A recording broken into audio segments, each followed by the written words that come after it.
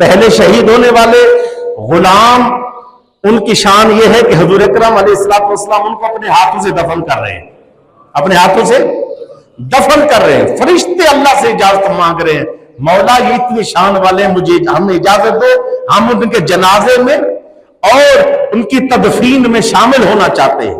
فرشتے اللہ سے اجازت طلب کی اور فرشتے آئے۔ کون؟ حضرت عمر کا غلام جس کی نہ کوئی سٹیٹس ہے، نہ ہی کوئی ان کا خاندان میں کوئی فرد شامل تھا ہی کوئی نہیں، کوئی تھا ہی نہیں۔ اس غلام کے لیے ایک حضور کہتے ہیں شہیدوں کا سردار۔ کتنے شہید ہوئے؟ 14۔ کتنے مسلمانوں میں شہید ہوئے؟ 14 شہیدوں میں سید الشہداء، 14 شہیدوں میں سب سے بڑا شہید حضرت مہدی رضی اللہ تعالیٰ عنہ ہے۔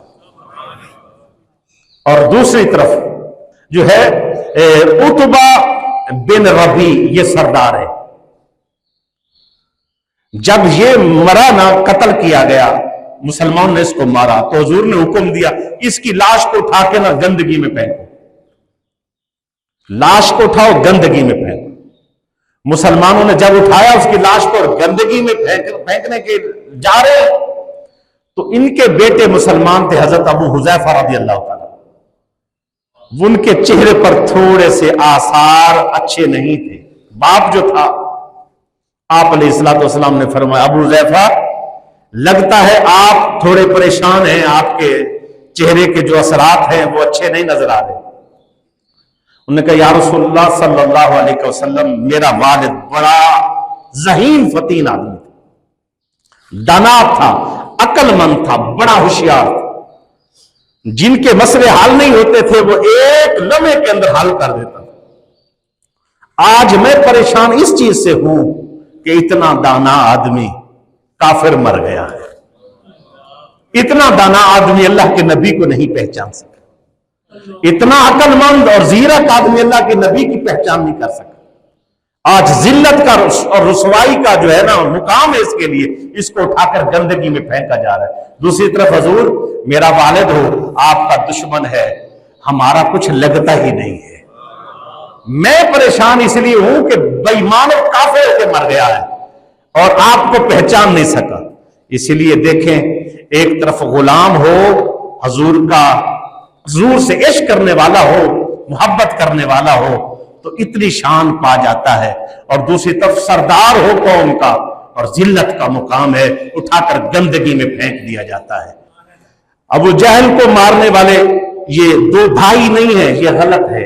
روایات کے اندر جو معاذ اور معوذ کا لفظ آتا ہے نا، یہ 2 بھائی نہیں ہیں، یہ معاذ بن عمر بن جموح، یہ وہ معاذ ہے، اور ایک ہے معاذ بن عفرا، یہ 2 علیحدہ ہیں، دونوں نوعمر ہیں، اور یہ دوسرے جو معاذ ہیں ان کو معوذ بھی کہتے ہیں، بن عفرا کو ان کو معوذ بھی کہتے ہیں۔ اگر معاذ اور معوذ کہا جائے تو یہ دونوں بھائی نہیں ہیں، دونوں علیحدہ۔ اگر دونوں کا لفظ معاذ بھی آیا ہے، ایک شہید کر دیے گئے بن عفرا، اور ایک جو ہے پھر باقی رہے اور جنگوں کے اندر بھی انہوں نے شرکت کی۔ یہ حضرت عبد الرحمن بن عوف کے پاس آئے، دونوں نوجوان، جوانی سے بھی عمر کم ہے۔ انہوں نے آ کر حضرت عبد الرحمن بن عوف سے پوچھا ابو جہل کے بارے میں ہمیں بتا سکتے کون ہے؟ انہوں نے کہا بیٹا آپ لوگ کی عمر کم ہے اور وہ بڑا سردار ہے، اس کے دائیں بائیں دستے ہیں، تم اس کے بارے میں کیوں پوچھتے ہو؟ انہوں نے کہا وہ ہمارے نبی کا گستاخ ہے۔ صحیح حدیثوں میں بخاری تک موجود ہے، ہمارے نبی کو نعوذ باللہ گالیاں دیتا ہے، اور ہم نے نیت کی تھی یہ کبھی ہمیں ملا نہ تو ہم اس کو چھوڑیں گے نہیں، یا خود مر جائیں گے اگر ہم باقی بچے تو یہ نہیں بچے گا۔ یہ جذبہ دیکھ لو، اج برگر تو جام ہی چھوٹے تھے سارے نوجوانوں نے، ٹی وی موبائلوں سے ہٹتے نہیں ہیں، وہ بھی بچے ہی تھے، نوجوان ابھی عمر جوانی کی نہیں چلی، جوانی سے بھی نیچے ہیں۔ سرکار سے محبت کتنی ہے، زندگی نہیں چاہیے، کیوں؟ ہمارے نبی کا دشمن ہے، زندہ رہے۔ یہ جذبہ حضرت عبد الرحمن بن عوف کہتے ہیں میں رشک کرنے لگا، اتنا بڑا جذبہ، اتنا بلند جذبہ۔ تو انہوں نے کہا بیٹا یہ جو سامنے دائیں بائیں جس کے لوگ ہی لوگ ہیں اور درمیان میں جس سواری پر سواری ابو جہل، کہتے ہیں ہم نے چاند لمحوں کے بعد، کہتے میں جنگ میں مصروف تھا، لڑ رہا تھا، چاند لمحوں کے بعد میں نے دیکھا کہ بجلی کی طرح یہ دونوں بچے اس کے اوپر پڑے اور اس کو جو ہے نا گھوڑے سے نیچے گرایا، اس کی ٹانگ کاٹی اور اس کے ساتھ جو ہے نا ان پر بھی حملہ ہوا۔ جب حملہ ہوا تو ان میں سے ایک شہید ہو گئے اور ان میں سے ایک جو ہے حضرت عمر کیا نام ہے معاذ بن عمر بن جمو، یہ جو ہے صحابی نوجوان، ان کا ایک بازو بھی کٹ گیا۔ کہتے ہیں پھر مجھے مارنے میں دقت ہو رہی تھی، پھر میں نے کیا کیا، ہاتھ وہی کٹا ہوا ہاتھ زمین پہ رکھ کے دوسرے پیر کے ساتھ جھٹکا دیا، وہ میرا بازو کٹ گیا اور پھر میں فری ہو گیا، پھر ایک ہاتھ کے ساتھ لڑتا ہوا اس کو مار دیا اور حضور اکرم علیہ الصلوۃ والسلام کی بارگاہ میں حاضر ہوا، یا رسول اللہ صلی اللہ علیہ وسلم آپ کے دشمن کو میں مار آیا۔ اب آپ علیہ الصلوۃ والسلام خوش ہوئے۔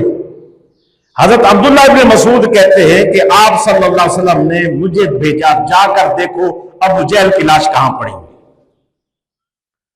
کہتے میں جب چیک کرتے کرتے گیا دیکھا تو ابو جہل کے ابھی جو ہے نا وہ سانسیں چل رہی تھی، سانسیں زخمی ہے، خون سے لت پت ہے، مرا پڑا ہے، بس عدم سانسیں چل رہی ہے۔ کہتے میں اس کے اوپر جب پہنچا تو میں نے کہا سنا ابو جہل بہت باتیں کرتا تھا، بتا تیرا حشر کیا ہو گیا؟ اب کہتے اکڑ دیکھو اس کی، وہ کہتا ہے تم یہ بتاؤ کہ تم لوگوں نے کتنے بڑے سردار کو مارا ہے، تمہاری کہانیاں لکھی جائیں گی کہ اتنے بڑے سردار ابو جاہل کو، ابو الحکم اس کو کہتے تھے، ابو جاہل کو انہوں نے مارا ہے۔ میرے لیے اعزاز کی ذلت کی بات نہیں ہے، تمہارے لیے اعزاز کی بات ہے، ابو جہل جیسے بندے کو تم لوگوں نے مارا ہے۔ یہ بھی اس کی عقل ہے۔ اس دوران جب اس کے چھاتی پر چڑھے نا حضرت عبداللہ ابن مسعود، تو وہ کہنے لگا کاش کہ مجھے بکریوں کا چرواہا نہ مارتا، آپ بکریاں چراتے تھے، مجھے بکریوں کا چرواہا نہ مارتا۔ کہا تجھے پتا ہے کس کی چھاتی پہ چڑھا ہے؟ اتنے بڑے سردار کی چھاتی ہے، مرتے ہوئے بھی اکڑ نہیں پہ جاندی، اتنے بڑے سردار کی چھاتی ہے اس کے اوپر چڑھا ہوا ہے۔ اور پھر کہنے لگا گردنیں لوگوں کی بھی کاٹی گئی ہے، میری بھی کاٹ رہے ہو، میری بھی تھوڑا سا ایسے نیچے کر کے کاٹنا، کیا کر کے کاٹنا؟ نیچے سے ایسے کر کے کاٹنا، جب اوروں کی گردنیں پڑی ہو تو میری گردن تھوڑی سی بڑی نظر آئے، میری گردن بڑی نظر آئے، پتہ چلے سردار کی گردن ہے۔ اللہ رب العزت دیکھ لے کس طرح ایسے لوگوں کا خاتمہ کیا۔ اس وقت کے ابو جہل بھی مٹ گئے اور ہر دور کا ابو جہل مٹا ہے، اور جو بھی اسلام کے خلاف آیا ہے وہ مٹے گا، اور ہمیشہ ہمیشہ اور باقی رہنے کے لیے مسلمان آیا ہے اور اسلام آیا ہے۔